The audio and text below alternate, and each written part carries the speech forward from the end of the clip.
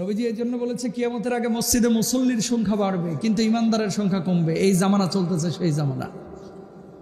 জুমার দিন মসজিদের ছাদ ভরে যাচ্ছে, 5 ওয়াক্ত নামাজে অনেকেই নাই। জুমার দিন মসজিদের বারান্দা ছাদ সব একেবারে ভরপুর, কিন্তু সেজদা দিতে দিতে অনেকের কপালও কালো দাগও পড়ে যায়। মাগার সুদের মায়া এখনো ছাড়তে পারে নাই। কথা বলেন, আছে না নাই? কপালে কালো দাগ, এখনো বউকে পর্দা করায় না, মেয়েকে পর্দা করায় না। তাহলে একদিকে আপনি বললেন নিজেকে ইমানদার, দাবি করলেন যে নামাজ পড়েন আমি ইমানদার, আমি রোজা করতেছি, হজ করতেছি, অন্যদিকে আপনি আল্লাহর বিপক্ষে অবস্থান নিয়েছে, আপনি পূর্ণাঙ্গ মুমিন না। কথা বলেন ঠিক কেনা? আয়াতটা যেদিন নাজিল হইল পরবর্তী দিন আবু বকর রাদিয়াল্লাহু তাআলা গিয়েছে মদিনার বাজারে।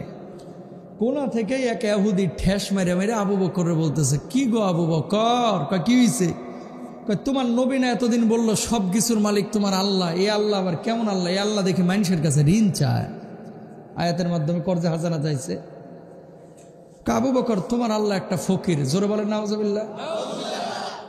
নরম মেজাজের আবু বকর গরম হয়ে গেছে। এই জিহ্বা সামলায় কথা বলিস, আমার আল্লাহর এক ফকির বললি কেন? আর একটাবার খালি বলে দেখ, আমি কিন্তু আবু বকর হাত গোটায় বসে থাকবো না। আল্লাহু আকবার বলে যে আগুন জ্বলে না।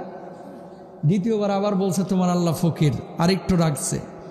তৃতীয়বার যেমনি বলছে তোমার আল্লাহ ফকির, এবার যাইবি কই, টুটি ধরিয়া ডান হাতটা তুলে ইহুদির গালে ঠাস করে একটা থাপ্পড় বসায় দিছে। আল্লাহু আকবার। কে মারছে? আবু বকর। এবার ইহুদি গালের মধ্যে হাত দিয়া আল্লাহর নবী বিশ্বনবী সাল্লাল্লাহু আলাইহি ওয়াসাল্লামের কাছে দিলেন। যাওয়ার পরে বললেন, ওগো মুহাম্মদ সাল্লাল্লাহু আলাইহি ওয়াসাল্লাম, কি শেখান আপনি সাহাবীদেরকে? কি শেখান? কয় কি হয়েছে? কয় আপনার সাহাবীরা তো ইহুদি ধরে ধরে মারে।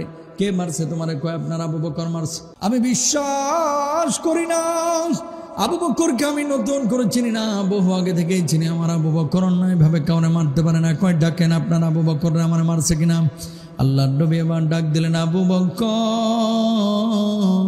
কি শুনলাম তোমার ব্যাপারে, তুমি নাকি ইহুদিরে মারছো?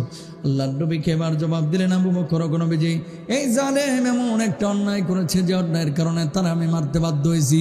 কি অন্যায় করেছে? কয়েকবার না, 2 বার না, 3 বার আমার আল্লাহ রাব্বুল আলামিন ফকির মিসকিন বলে গালি দিয়েছে, এই জন্য আমি তারে মারছি। নবীজি এবার ইহুদিকে বললেন, কিরে ইহুদি, কেন আমার আল্লাহকে গালি দিয়েছিস? ইহুদি জবাব দিল, ওগো মুহাম্মদ সাল্লাল্লাহু আলাইহি ওয়াসাল্লাম, আপনার আল্লাহরে আমি গালি দিই নাই, আবু বকর মিথ্যা কথা বলছে। নবীজি চিন্তার মধ্যে পড়ে গেলেন, আবু বকরকে বললেন, আবু বকর তুমি নাকি মিথ্যা কথা বলতেছ? আবু বকর জবাব দিলেন, ওগো নবীজি, ঈমান আনার পর থেকে আবু বকরের জবান দিয়ে কোনোদিন মিথ্যা কথা বাইর হয় নাই। ওই ইহুদি মিথ্যা কথা বলছে, আমি আবু বকর সত্য কথা বলছি। মেরাজের পরে সর্বপ্রথম স্বীকৃতি তো আমি দিয়েছিলাম, আপনি তো আমার সিদ্দিক উপাধি দিয়েছিলেন। বলুন আল্লাহু আকবার। আবু বকর দাবি করছে সে সত্য বলছে, ইহুদি দাবি করছে সে সত্য বলছে, আবার ইহুদি বিচার যায়। আল্লাহর নবী চিন্তার মধ্যে পড়ে গেলেন, যদি বিচার না করে গোটা মদিনায় ছড়ায় দেবে। মুহাম্মদ সাল্লাল্লাহু আলাইহি ওয়াসাল্লাম নিজের লোক দেখে বিচার করে নাই। ও আবু বকর, ও যে আল্লাহরে গালি দিয়েছে ওই জায়গায় কোনো সাক্ষী ছিল নাকি? আবু বকর জবাব দিলেন, ইয়া রাসূলুল্লাহ, ইয়া হাবিবাল্লাহ, ওই জায়গায় কোনো সাক্ষী ছিল না, ছিলাম আমি আর দেখেছি আল্লাহ রাব্বুল আলামিন, আর ছিল ইহুদি।